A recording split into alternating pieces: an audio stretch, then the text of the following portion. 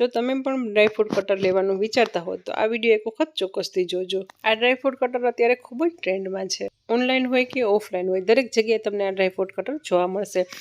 તો આગળ આપણે જોઈશું કે એ લેવું જોઈએ કે ન લેવું જોઈએ, એના ફાયદાઓ શું છે, અને લો તો એમાં આ ડ્રોબેક શું છે। આ એકદમ મિની પોર્ટેબલ છે અને ખૂબ જ સસ્તા પ્રમાણમાં મળી રહે છે। જો તમે ઓફલાઈન લેશો ને તો 50 થી 60 રૂપિયામાં મળશે અને ઓનલાઈન પણ એ 100 થી 125 વચ્ચે મળી રહે છે અને એને યુઝ કરવું પણ ખૂબ જ ઇઝી છે। તો ચલો આપણે પહેલાં ડ્રાયફ્રૂટ એમાં કટ કરી લઈએ। તો પહેલાં આપણે અહીંયા કાજુ મેં લીધેલા છે અને એને આપણે જોઈશું કે કેવા કટ થાય છે।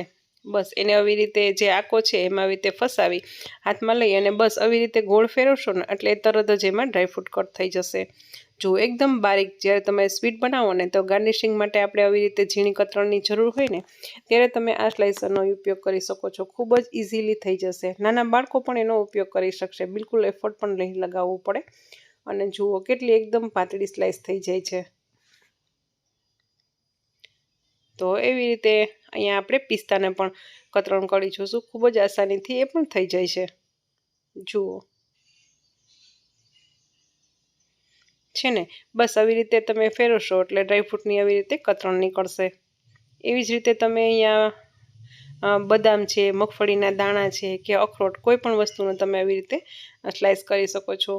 તો જુઓ એકદમ આવી પાતળી સ્લાઇસ જે ચાકાથી થવી ઇમ્પોસિબલ છે એવી આ પાતળી એકદમ સ્લાઇસ થઈ જશે। તમે જ્યારે કોઈ પણ સ્વીટ બનાવો ને તેના ગાર્નિશિંગ માટે એનો ખૂબ જ સરસ રીતે ઉપયોગ કરી શકશો।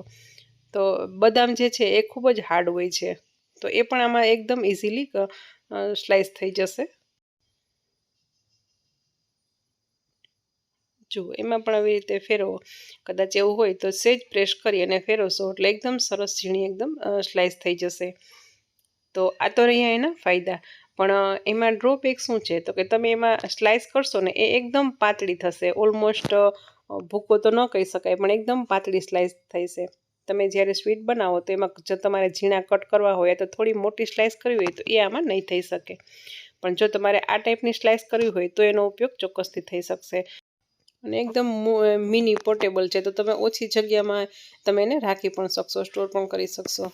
તો ફ્રેન્ડ્સ એક વખત જો તમે ન લીધું હોય તો આનો ઉપયોગ ખૂબ જ સારો છે। જો આવી તમારે કતરણ કરવી હોય તો તેનો ઉપયોગ થઈ શકશે, તો તમે ચોક્કસથી લેજો। અને તમને આ માહિતી કેવી લાગી એ મને ચોક્કસથી જણાવજો। અને જો થોડી પણ માહિતી તમને ઉપયોગી લાગી હોય તો વિડીયોને લાઇક કરી તમારા ગ્રુપમાં શેર કરજો। અને મારી ચેનલ જો હજુ સુધી સબસ્ક્રાઈબ ન કરી હોય તો અવનવી રેસીપીના વિડીયો જોવા માટે મારી ચેનલને સબસ્ક્રાઈબ ચોક્કસથી કરી લેજો।